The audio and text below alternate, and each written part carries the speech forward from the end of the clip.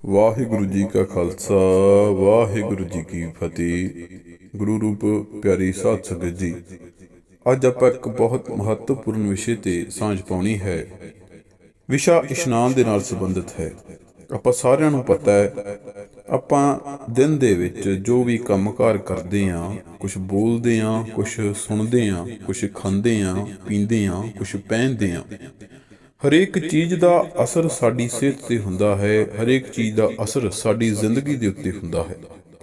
ਅੱਜ ਉਸੇ ਦੇ ਨਾਲ ਸੰਬੰਧਿਤ ਗੱਲ ਹੈ ਕਿ ਇਸ਼ਨਾਨ ਸਾਡੇ ਤੇ ਕਿਵੇਂ ਅਸਰ ਕਰਦਾ ਹੈ, ਕਿਸ ਤਰੀਕੇ ਦੇ ਨਾਲ ਇਸ਼ਨਾਨ ਕਰਨਾ ਹੈ, ਕਦੋਂ ਕਰਨਾ ਹੈ, ਕਿਸ ਇਸ਼ਨਾਨ ਦਾ ਅਸਰ ਚੰਗਾ ਹੈ, ਕਿਸ ਦਾ ਬੁਰਾ ਹੈ।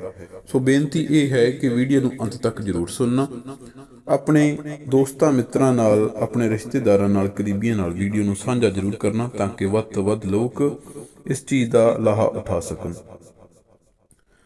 ਇੱਕ ਮਹੱਤਵਪੂਰਨ ਗੱਲ ਇਹ ਹੈ ਕਿ ਇਸ਼ਨਾਨ ਦਾ ਸਮਾਂ ਬਹੁਤ ਮੁੱਖ ਹੈ।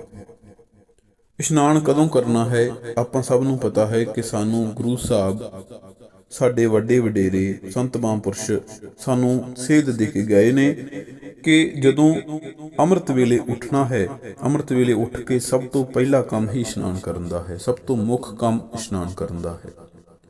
ਸਾਡੇ ਘਰ ਦੀਆਂ ਮਾਤਾਵਾਂ ਭੈਣਾਂ ਜਦੋਂ ਉੱਠਣ, ਉਹ ਉਹਨਾਂ ਦਾ ਨਿਤਨੇਮ ਹੋਵੇ, ਉਹਨਾਂ ਦਾ ਦਿਨ ਚਰਿਆ ਦੀ ਸਭ ਤੋਂ ਪਹਿਲੀ ਜਿਹੜੀ ਚੀਜ਼ ਕਰਨੀ ਹੈ ਉਹ ਉਹਨਾਂ ਨੇ ਇਸ਼ਨਾਨ ਹੀ ਕਰਨਾ ਹੈ। ਸਾਨੂੰ ਪਤਾ ਹੈ, ਸਾਨੂੰ ਗੁਰੂ ਸਾਹਿਬ ਤੋਂ ਦੱਸ ਕੇ ਗਏ ਨੇ ਕਿ ਅੰਮ੍ਰਿਤ ਵੇਲੇ ਉੱਠਣਾ ਹੈ, ਅੰਮ੍ਰਿਤ ਵੇਲੇ ਉੱਠ ਕੇ ਪਹਿਲਾਂ ਇਸ਼ਨਾਨ ਕਰਨਾ ਹੈ, ਫਿਰ ਨਿਤਨੇਮ ਕਰਨਾ ਹੈ, ਫਿਰ ਕਿਸੇ ਚੀਜ਼ ਨੂੰ ਹੱਥ ਪਾਉਣਾ ਹੈ, ਕਿਸੇ ਕੰਮਕਾਰ ਨੂੰ।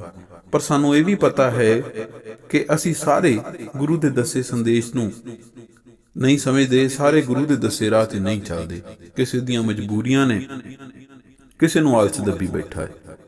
ਜਿਵੇਂ ਮਰਜ਼ੀ ਹੈ, ਆਪਾਂ ਨੂੰ ਪਤਾ ਹੈ ਕੁਝ ਲੋਕ ਤਾਂ 3:30 ਉੱਠ ਕੇ ਇਸ਼ਨਾਨ ਕਰ ਲੈਂਦੇ ਨੇ, ਕੁਝ 4 ਵਜੇ ਉੱਠ ਪੈਂਦੇ ਨੇ, ਕੁਝ 4:30 ਵਜੇ ਵੀ ਉੱਠਦੇ ਨੇ। ਪਰ ਜਿਵੇਂ ਜਿਵੇਂ ਜਿਹੜੇ ਬੰਦੇ ਤੇ ਆਲਸ ਵੱਧ ਜਾਂਦਾ, ਉਹ ਉਵੇਂ ਲੇਟ ਉੱਠਦਾ। ਕਈ ਕਹਿੰਦੇ ਆ ਜੀ ਸਾਨੂੰ 7 ਵਜੇ ਜਾਗ ਆਉਂਦੀ ਹੈ, ਅਸੀਂ ਬਹੁਤ ਕੁਝ ਕਰਦੇ ਹਾਂ, ਸਾਡਾ ਅੰਮ੍ਰਿਤ ਵੇਲਾ ਪੱਕਾ ਨਹੀਂ ਹੁੰਦਾ। ਸੋ ਇਹ ਉਹਨਾਂ ਬੀਬੀਆਂ ਨੂੰ ਖਾਸ ਹਦਾਇਤ ਹੈ, ਤੁਸੀਂ ਚਾਹੇ ਬਹੁਤ ਰਾਤ ਦੇਰ ਤੱਕ ਕੰਮਕਾਰ ਕਰਕੇ ਸੌਂਦੇ ਹੋ, ਤੁਹਾਨੂੰ ਉੱਠਣ ਦੇ ਵਿੱਚ ਦੇਰ ਹੋ ਜਾਂਦੀ ਹੈ, ਪਰ ਫਿਰ ਵੀ ਚਾਹੇ ਕੋਈ 6:30 ਉੱਠ ਰਿਹਾ, ਕੋਈ 5:30 ਉੱਠ ਰਿਹਾ, ਤੁਸੀਂ ਉੱਠ ਕੇ ਸਭ ਤੋਂ ਪਹਿਲਾ ਕੰਮ ਇਸ਼ਨਾਨ ਦਾ ਹੀ ਕਰਨਾ ਹੈ। ਰਸੋਈ ਦੇ ਵਿੱਚ ਬਾਅਦ ਵਿੱਚ ਜਾਣਾ ਹੈ, ਆਪਦੇ ਕਿਸੇ ਹੋਰ ਕੰਮ ਨੂੰ ਹੱਥ ਫੇਰ ਪਾਉਣਾ ਹੈ, ਪਹਿਲਾਂ ਤੁਸੀਂ ਇਸ਼ਨਾਨ ਕਰਨਾ ਹੈ। ਉਸ ਦੇ ਕਈ ਕਾਰਨ ਨੇ। ਸਾਨੂੰ ਪਤਾ ਅੱਜ ਵਿਗਿਆਨ ਵੀ ਇਹ ਮੰਨਦੀ ਹੈ ਕਿ ਸਾਫ਼ ਸੁਥਰੇ ਮਾਹੌਲ ਦੇ ਵਿੱਚ ਬਣਾਇਆ ਹੋਇਆ ਖਾਣਾ ਸਾਰਿਆਂ ਦੇ ਲਈ ਚੰਗਾ ਹੈ, ਪੌਸ਼ਟਿਕ ਹੈ। ਜੇਕਰ ਸਾਫ਼ ਸਫਾਈ ਤੋਂ ਰਹਿਤ ਖਾਣਾ ਬਣਾਵਾਂਗੇ, ਸਾਫ਼ ਸਫਾਈ ਨੂੰ ਅਣਦੇਖਾ ਕਰਕੇ ਖਾਣਾ ਬਣਾਵਾਂਗੇ, ਤਾਂ ਨਾ ਸਿਰਫ ਆਪਦੇ ਲਈ ਬਲਕਿ ਆਪਦੇ ਪਰਿਵਾਰ ਦੇ ਲਈ ਵੀ ਆਪਾਂ ਨੁਕਸਾਨ ਦੀ ਜਿਹੜੀ ਚੀਜ਼ ਹੈ ਖੜੀ ਕਰ ਰਹੇ ਹਾਂ, ਨੁਕਸਾਨ ਉਸ ਨੂੰ ਮੁੱਲ ਲੈ ਕੇ ਆ ਰਹੇ ਹਾਂ। ਇਹ ਸਮਝ ਲਓ ਕਿ ਸਾਡੇ ਗੁਰੂਆਂ ਨੂੰ ਦੂਰ ਅੰਦੇਸ਼ੀ ਸੀ, ਜਾਂ ਇਹ ਕਹਿ ਲਓ ਕਿ ਬਹੁਤ ਸਿਆਣੇ ਸਨ, ਜਾਂ ਸਾਡੇ ਤੋਂ ਬਹੁਤ ਅੱਗੇ ਸਨ, ਅਸੀਂ ਉਸ ਤੱਕ ਸੋਚ ਨਹੀਂ ਸਕਦੇ।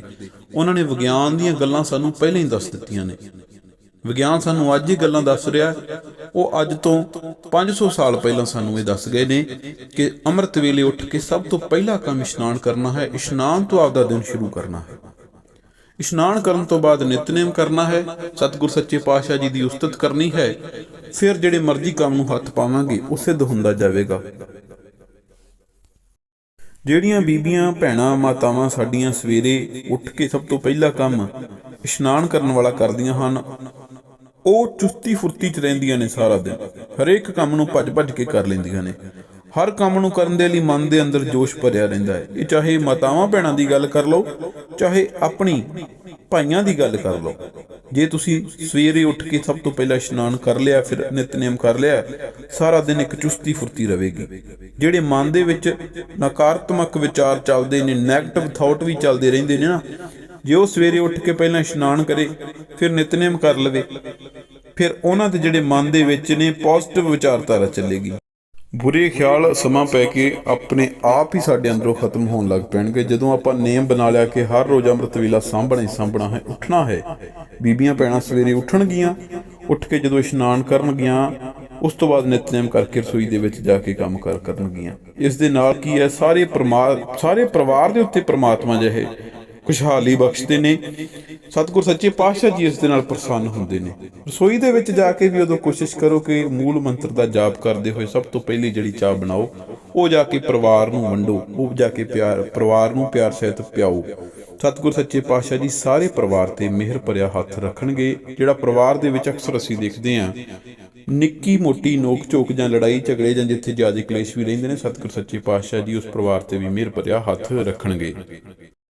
ਇਸ ਚੀਜ਼ ਦਾ ਸਭ ਤੋਂ ਵੱਡਾ ਫਾਇਦਾ ਇਹ ਹੈ ਕਿ ਮਾਨਸਿਕ ਕਈ ਲੋਕਾਂ ਨੂੰ ਕਸ਼ਟ ਹੁੰਦਾ ਹੈ, ਮਾਨਸਿਕ ਤੌਰ ਤੇ ਕਈ ਲੋਕ ਦੁਖੀ ਰਹਿੰਦੇ ਨੇ, ਖਾਸ ਕਰਕੇ ਆਪਣੀਆਂ ਘਰੇਲੂ ਮਾਤਾਵਾਂ ਭੈਣਾਂ ਜਿਨ੍ਹਾਂ ਨੇ ਘਰ ਪਰਿਵਾਰ ਦੇ ਵਿੱਚ ਰਹਿ ਕੇ ਹੀ ਕੰਮਕਾਰ ਕਰਨੇ ਨੇ, ਕਿਤੇ ਬਾਹਰ ਨਹੀਂ ਜਾਣਾ, ਕਿਤੇ ਕੰਮ ਤੇ ਕਿਤੇ ਜੌਬ ਨਹੀਂ ਕਰਨੀ।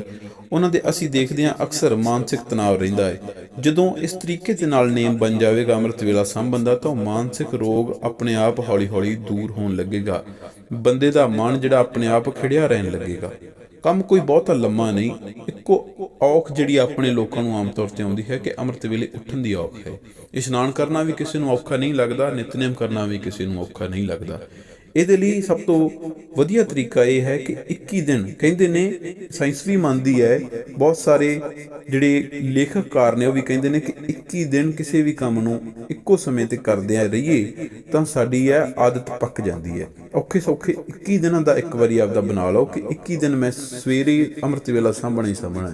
ਉਸ ਤੋਂ ਬਾਅਦ ਜ਼ਿੰਦਗੀ ਬਦਲ ਜਾਵੇਗੀ ਜਦੋਂ ਆਦਤ ਪੈ ਗਈ। ਆਪਣੇ ਆਪ ਸਾਡੇ ਕੋਲੇ ਸਾਰੇ ਦਿਨ ਦੇ ਵਿੱਚ ਬਹੁਤ ਸਾਰੇ ਕੰਮ ਕਰਨ ਦੇ ਲਈ ਬਹੁਤ ਸਮਾਂ ਵੱਧ ਜਾਵੇਗਾ। ਜਿਹੜੀਆਂ ਭੈਣਾਂ ਮਾਤਾਵਾਂ ਪਾਠ ਨਹੀਂ ਕਰ ਸਕਦੀਆਂ, ਜਿਨ੍ਹਾਂ ਨੂੰ ਗੁਰਮੁਖੀ ਨਹੀਂ ਆਉਂਦੀ, ਉਹ ਮੂਲ ਮੰਤਰ ਦਾ ਜਾਪ ਕਰ ਲੈਣ। ਅੱਖਾਂ ਬੰਦ ਕਰਕੇ ਚੌਂਕੜਾ ਮਾਰ ਕੇ 10 ਮਿੰਟ ਅੰਮ੍ਰਿਤ ਵੇਲੇ ਉੱਠ ਕੇ ਇਸ਼ਨਾਨ ਕਰਨ ਤੋਂ ਬਾਅਦ 10 ਮਿੰਟ ਆਪਣੀਆਂ ਅੱਖਾਂ ਬੰਦ ਕਰਕੇ ਮੂਲ ਮੰਤਰ ਦਾ ਜਾਪ ਕਰ ਲਵੋ। ਜਿਹਨੂੰ ਮੂਲ ਮੰਤਰ ਵੀ ਯਾਦ ਨਹੀਂ ਹੋ ਰਿਹਾ, ਉਹ ਵਾਹਿਗੁਰੂ ਵਾਹਿਗੁਰੂ ਵਾਹਿਗੁਰੂ ਨਾਮ ਦਾ ਜਾਪ ਕਰ ਲੈਣ। ਆਪਣੇ ਅੰਦਰ ਇੰਨੀ ਸ਼ਾਂਤੀ ਅਤੇ ਸਮਝ ਆ ਜਾਵੇਗੀ, ਆਪਾਂ ਹਮੇਸ਼ਾ ਚੜ੍ਹਦੀ ਕਲਾ ਦੇ ਵਿੱਚ ਰਹਿਣ ਲੱਗਾਂਗੇ। ਜਿਸ ਘਰ ਦੇ ਵਿੱਚ ਸਵੇਰੇ ਇਸ਼ਨਾਨ ਨਹੀਂ ਹੁੰਦਾ, ਉਹ ਘਰ ਆਪਣੇ ਆਪ ਦੁੱਖ ਦਲਿੱਦਰ ਨੂੰ ਆਵਾਜ਼ਾਂ ਮਾਰ ਰਿਹਾ ਹੈ। ਸਾਨੂੰ ਸਾਰਿਆਂ ਨੂੰ ਪਤਾ, ਡਾਕਟਰ ਵੀ ਇਹੀ ਦੱਸਦੇ ਨੇ ਕਿ ਭਾਈ ਆਪਣਾ ਇਸ਼ਨਾਨ ਕਰਨ ਦਾ, ਆਪਣਾ ਨਹਾਉਣ ਦਾ ਇੱਕ ਸਮਾਂ ਬੰਨ੍ਹ ਲਓ। ਤੁਹਾਨੂੰ ਸਾਰਿਆਂ ਨੂੰ ਪਤਾ ਹੈ, ਨਾ ਨਹਾਉਣ ਦੀ ਵਜ੍ਹਾ ਨਾਲ ਬਹੁਤ ਸਾਰੇ ਕੀਟਾਣੂ ਆ ਕੇ ਸਾਨੂੰ ਬਿਮਾਰ ਕਰ ਦਿੰਦੇ ਨੇ। ਅੱਜ ਅਸੀਂ ਦੇਖ ਰਹੇ ਹਾਂ ਜੋ ਹਾਲਾਤ ਸਾਰੀ ਦੁਨੀਆ ਦੇ ਵਿੱਚ ਬਣੇ ਨੇ, ਉਹ ਸਾਰੀਆਂ ਚੀਜ਼ਾਂ ਨੂੰ ਫਿਰ ਵੀ ਆਪਾਂ ਪਾਸੇ ਰੱਖ ਦਈਏ। ਆਪਾਂ ਇਹ ਸਮਝੀਏ ਕਿ ਸਾਨੂੰ ਬਹੁਤ ਸਿਆਣੇ ਲੋਕਾਂ ਨੇ ਸਿਆਣੀ ਰਾਏ ਦਿੱਤੀ ਹੈ ਅੰਮ੍ਰਿਤ ਵੇਲਾ ਸਾਂਭਣ ਦੀ। ਆਪਾਂ ਉਹਨਾਂ ਨੂੰ ਗੁਰੂ ਮੰਨਦੇ ਹਾਂ, ਆਪਾਂ ਉਹਨਾਂ ਨੂੰ ਆਪਣਾ ਪਿਤਾ ਮੰਨਦੇ ਹਾਂ, ਤੇ ਆਪਣਾ ਇਹ ਫਰਜ਼ ਬਣਦਾ ਹੈ ਆਪਾਂ ਆਪਣੇ ਪਿਤਾ ਦੀ ਦਿੱਤੀ ਹੋਈ ਸਲਾਹ ਜ਼ਰੂਰ ਮੰਨੀਏ। ਸਤਿਗੁਰ ਸੱਚੇ ਪਾਤਸ਼ਾਹ ਸਾਹਿਬ ਸ੍ਰੀ ਗੁਰੂ ਨਾਨਕ ਦੇਵ ਜੀ ਮਹਾਰਾਜ ਜੀ ਨੇ ਜੋ ਆਪਾਂ ਨੂੰ ਦੱਸਿਆ ਹੈ ਅੰਮ੍ਰਿਤ ਵੇਲੇ ਦਾ ਇਸ਼ਨਾਨ, ਆਪਾਂ ਉਸ ਨੂੰ ਆਪਣੀ ਜ਼ਿੰਦਗੀ ਦਾ ਇੱਕ ਹਿੱਸਾ ਬਣਾ ਲਈਏ ਤਾਂ ਕਿ ਦੁੱਖ ਦਲਿੱਦਰ ਕਸ਼ਟ ਮੁਸੀਬਤਾਂ ਸਾਡੀ ਜ਼ਿੰਦਗੀ ਤੋਂ ਪਾਸੇ ਹੋ ਜਾਣ ਅਤੇ ਸਾਡੇ ਪਰਿਵਾਰਾਂ ਦੇ ਵਿੱਚ, ਸਾਡੇ ਪਰਿਵਾਰਾਂ ਦੇ ਜੀਵਨਾਂ ਦੇ ਵਿੱਚ ਖੁਸ਼ਹਾਲੀ ਹੀ ਖੁਸ਼ਹਾਲੀ ਆ ਜਾਵੇ, ਬਰਕਤਾਂ ਸਾਡੇ ਵਿਹੜਿਆਂ ਨੂੰ ਭਰ ਦੇਣ। ਇੰਨੀਆਂ ਕੁ ਬੇਨਤੀਆਂ ਪ੍ਰਵਾਨ ਕਰਨਾ ਜੀ। ਵਾਹਿਗੁਰੂ ਜੀ ਕਾ ਖਾਲਸਾ, ਵਾਹਿਗੁਰੂ ਜੀ ਕੀ ਫਤਿਹ।